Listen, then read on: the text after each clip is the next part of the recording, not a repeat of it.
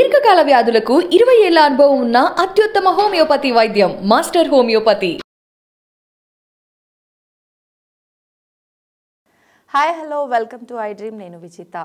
ప్రస్తుతం మనతో పాటు ఉన్నారు పల్స్ హార్ట్ హాస్పిటల్ నుంచి orthopaedic surgeon doctor Malladi Sai Chandra గారు. ఇప్పుడు వారితో మాట్లాడదాం. హాయ్ అండి. సాయి చంద్ర గారు, చాలామంది మోకాళ్ళ నొప్పులతో బాధపడుతూ ఉంటారు. వాళ్ళు స్టెరాయిడ్ ఇంజెక్షన్స్ కూడా కొంతమంది తీసుకుంటూ ఉంటారు. అలా తీసుకోవడం కరెక్టే అంటారా అండి? అంటే ఇప్పుడు స్టెరాయిడ్ ఇంజెక్షన్స్ అనేవి యూజువల్గా మోకాళ్ళు ఫుల్గా అరిగిపోయి patient age like 70 years 80 years ఉండి ఇంకా వాళ్ళు సర్జరీకి అన్ఫిట్గా ఉన్నారు, లేకపోతే వాళ్ళకి హార్ట్ పంపింగ్ కెపాసిటీ సరిగ్గా లేదు, లేదా వివిధ రీజన్స్ వల్ల very high risk for surgery, they are not willing, very high risk group for surgery అనుకోని వాళ్ళకి సర్జరీ ఇష్టం లేదనుకోండి, అలాంటి పేషెంట్స్కి టెంపరీగా పెయిన్ రిలీఫ్ కోసం ఈ స్టెరాయిడ్ ఇంజెక్షన్స్ అనేది సజెస్ట్ చేయడం జరుగుతుంది. ప్రొవైడెడ్ యూజువల్గా డయాబెటీస్ లేకపోతే ఇంకా బెటర్. ఓకే, అంటే ఇంకా సర్జరీకి వెళ్ళము అనుకునే వాళ్ళకైతే ఇది ఒక ఆప్షన్ అండి. అవును, కరెక్టే అంటారా ఇట్లా తీసుకోవడం? మరి 1 dose ఏం కాదండి, ఎందుకంటే ఆ ఏజ్లో మోకాళ్ళు ఫుల్గా అరిగిపోయిన తర్వాత వాళ్ళకి పిఆర్పి ఇచ్చినా లేకపోతే గుజ్జు ఇంజెక్షన్స్ ఇచ్చినా అంత యూజ్ ఉండదండి. ఓకే, వాళ్ళకి ఓన్లీ ఆప్షన్ సర్జరీ.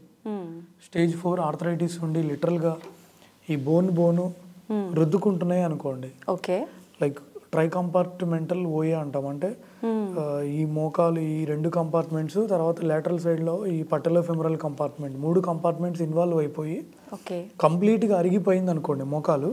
సో అలాంటి పేషెంట్స్లో ఇక సర్జరీయే ఆప్షన్. కాకపోతే కొంతమంది పేషెంట్స్ వాళ్ళు ఏంటంటే ఇక ఏజ్ వల్ల కానివ్వండి, లేకపోతే ఆల్రెడీ 75-80 years వచ్చి ఉంటాయి. సో వాళ్ళు ఏంటంటే ఏదో ఒకటి జస్ట్ కొన్ని రోజులు నొప్పులు తగ్గితే చాలు అన్నట్టు ఉంటారు. సో అలాంటి వాళ్ళకి 1 dose ఇవ్వడంలో మనకి ఏం కాదండి. అది మనం ఇచ్చేది కూడా జస్ట్ 40 mg డోస్ ఇస్తాం డెపోమెట్రాల్. సో అంత డోస్కి ఏమవుతుంది యూజువల్గా. అంటే పెయిన్ ఇంకా ఎక్కువ అవ్వకుండా కంట్రోల్ అవుతుందా? ఉన్న పెయిన్ని తగ్గిస్తుందా? స్టెరాయిడ్ కాదు మేడం, లోకల్ స్టెరాయిడ్ ఇంజెక్షన్ జాయింట్లోకి ఇస్తున్నాం మనం, జాయింట్ స్పేస్లోకి ఇస్తున్నాం. సో పెయిన్ తగ్గుతుంది. ఓకే, ఎందుకంటే మోకాలు అరగడం అనేది ఇక రివర్స్ అవ్వదు, వెనక్కి ఏమి రాదు, జస్ట్ టెంపరీగా పెయిన్ రిలీఫ్కి పనిచేస్తుంది. ఓకే, పిఆర్పి అనేది నీకు ఎంతవరకు వర్క్ చేస్తుందండి? ఈ పిఆర్పి అంటే ఈ మధ్య మీరు బాగా న్యూస్లో సోషల్ మీడియాలో బాగా వింటూ ఉన్నారు. పిఆర్పి అంటే ప్లేట్లెట్ రిచ్ ప్లాస్మా. అంటే మన బ్లడ్లోంచి, మన బాడీలోంచి బ్లడ్ డ్రా చేసి దాన్ని సెంట్రిఫ్యూజ్ చేసి ఒక మిషన్ ద్వారా మనం పిఆర్పి అనేది కలెక్ట్ చేసుకుంటాం. ప్లేట్లెట్ రిచ్ ప్లాస్మా, దాంట్లో ప్లేట్లెట్స్ ఎక్కువ ఉంటాయి. సో ఎర్లీ స్టేజెస్లో మోకాల అరుగుదల ఉన్న వాళ్ళకి ఈ పిఆర్పి ఇవ్వడం ద్వారా వాళ్ళకి అరుగుదల అనేది మనం ఈ పెయిన్స్ అనేది ఎంతో కొంత తగ్గించవచ్చు అనేది దాని బేసిక్ ఐడియా అనమాట. హ్యావింగ్ సెడ్ దట్ ఏంటంటే ఇది ఇంకా 100% గ్యారంటీగా తగ్గుతుంది అనేది ఉండదండి. Okay, number 1. ఇంకోటి ఏంటంటే ఫర్ ఎగ్జాంపుల్ కొంతమందికి యంగ్ పేషెంట్లో ఏసీఎల్ జినిగిపోయి ఉండొచ్చు. సో కంప్లీట్ ఏసీఎల్ టేర్ ఉండి వాళ్ళకి సైడ్కి వెళ్ళిపోతుంది అనుకోండి, మోకాలు ఇన్స్టెబిలిటీ ఉందనుకోండి, వాళ్ళకి పిఆర్పి అంతగా పనిచేయదు. లేదా అడ్వాన్స్డ్ స్టేజెస్లో మోకాలు అరిగిపోయింది అనుకోండి, సివియర్ స్టేజ్లో మోకాలు అరిగిపోతే ఈ పిఆర్పి వల్ల పెద్ద యూజ్ ఉండదు. సో యంగ్ స్టేజెస్లో మోకాలు అరిగిన వాళ్ళకి ఎంతో కొంత యూజ్ ఉంటుంది. అయితే అసలు ఈ మోకాళ్ళ అరుగుదల రావడానికి రీజన్ ఏమై ఉంటుందండి? మెజారిటీ ఆఫ్ ద టైమ్స్ ఇది వయసు వల్ల అరుగుతుందండి. అంటే పేషెంట్కి ఇప్పుడు ఫర్ ఎగ్జాంపుల్ మనకైనా ఇంట్లో పేరెంట్స్కి అది అరగడం అనేది కామన్. అవును.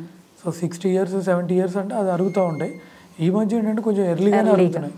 అంటే దానికి రీజన్స్ మేబీ ఫుడ్ హ్యాబిట్స్ మారడం వల్ల అవ్వచ్చు, లేదా లైఫ్ స్టైల్ మారడం వల్ల అవ్వచ్చు.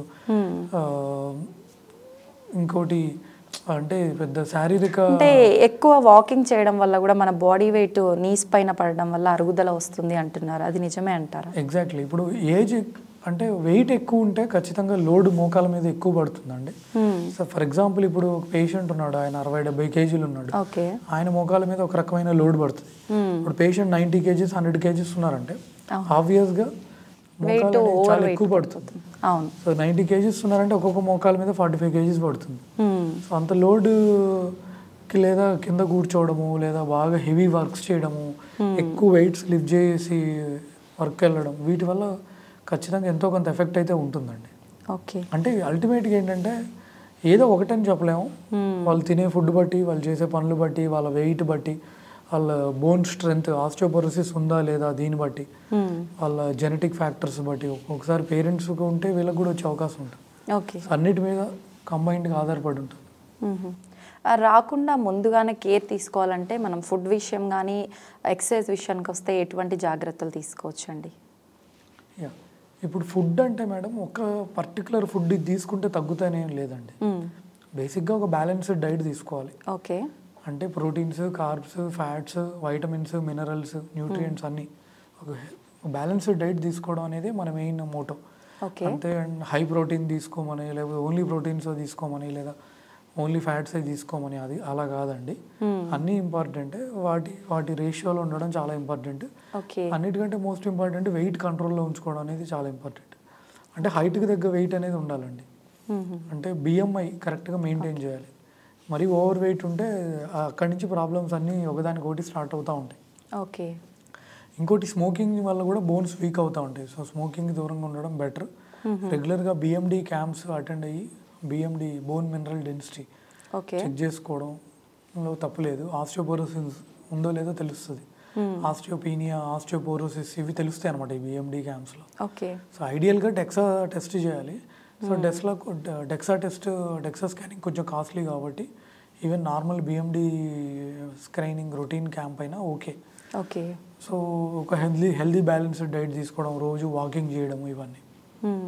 అయితే బోన్ సూప్స్ అవి తాగడం వల్ల బోన్స్ స్ట్రాంగ్ అవుతుంటాయి అని చెప్తూ ఉంటారు, అది నిజమేనా? సూప్ అండి, అంటే సూప్ తాగితే స్ట్రాంగ్ అవుతాయి, సూప్ తాగకపోతే స్ట్రాంగ్ అవ్వదు. దాని మీద నాకు తెలిసి దానికి ఏం సైంటిఫిక్ ఎవిడెన్స్ లేదని అనుకుంటున్నానండి. సూప్ తాగని వాళ్ళకి కూడా బోన్స్ అతుక్కుంటాయి కదా. ఇప్పుడు ఎవరికైనా ఫ్రాక్చర్ అయింది అనుకోండి, కొన్ని రిలీజియన్స్ వాళ్ళు, కొన్ని క్యాస్ట్ వాళ్ళు అసలు నాన్ వెజ్ తినరు. జనరల్గా మనకు బోన్స్ మనకు బ్రేక్ అయినప్పుడు అట్లాంటప్పుడు ఇళ్ళల్లో ఎక్కువ నాన్ వెజ్ ఐటమ్స్ పెట్టడం, సూప్స్ చేసి పెట్టడం అట్లా చేస్తూ ఉంటారు కదా, అది వర్కౌట్ అవుతుందా? అదే మేడం, అంటే బోన్ సూప్ తాగితేనే బోన్స్ అతుక్కుంటాయి అనేది ఉండదండి. ఓకే. ఇప్పుడు మరి వేరే కొంతమంది అసలు నాన్ వెజ్ తినరు, వాళ్ళకి బోన్స్ ఇరిగినా కూడా సర్జరీ చేస్తే అతుక్కుంటున్నాయి కదా. సో మేబీ కొంచెం దాని వల్ల యూజ్ ఉండొచ్చేమో కానీ, బట్ అదే దాని బేసిస్ అని నేను అనుకోవడం లేదు. ఎందుకంటే వాళ్ళ ఏజ్ ఇంపార్టెంట్. ఎందుకంటే చిన్నపిల్లలు బాగా అతుక్కుంటాయి, ఓల్డ్ పీపుల్లో సరిగ్గా అతుక్కోవు. ఇప్పుడు టిబియా ఫ్రాక్చర్స్కి హ్యూనియన్ ఛాన్స్ న్యాచురల్గానే తక్కువ ఉంటుంది. టిబియా బోన్కి డిజిటల్ 1/3కి న్యాచురల్గానే తక్కువ ఉంటుంది అతుక్కునే ఛాన్సెస్. స్మోకర్స్లో న్యాచురల్గానే బోన్స్ అతుక్కునే ఛాన్స్ తక్కువ ఉంటుంది. తర్వాత కొన్ని అంటే వాళ్ళ ఓవరాల్ ఇమ్యూనిటీయే పూర్ ఉంది అనుకోండి, అప్పుడు కూడా బోన్స్ ఇరిగితే అతుక్కునే ఛాన్స్ తక్కువ ఉంటుంది. సో ఈ ఫ్యాక్టర్స్ అన్నీ చాలా ఇంపార్టెంట్ రోల్ ప్లే చేస్తాయి. ఓకే. అయితే ముందుగానే మనము ఫుడ్ డైట్ అనేది ఖచ్చితంగా మనం పాటిస్తూ దాంతోపాటు వర్కౌట్స్ చేసుకుంటే మనం మోకాళ్ళ నొప్పులు తగ్గించుకోవచ్చు అంటారు, అంతే కదా? ఇంకోటి sun exposure main ultimate important factor. Daily at least ఒక half an hour before morning 9 o'clock 10 ముందే అట్లీస్ట్ ఒక half an hour sun exposure, తర్వాత ఈవినింగ్ కూడా అట్లీస్ట్ 3 తర్వాత ఒక హాఫ్ అన్ అవర్ అయినా సన్ ఎక్స్పోజర్ ఉండడం అనేది చాలా ఇంపార్టెంట్ అండి. ఓకే. అది విటమిన్ డి మనకు ఫ్రీగా లభిస్తుంది. థ్యాంక్ యూ అండి. Thank you.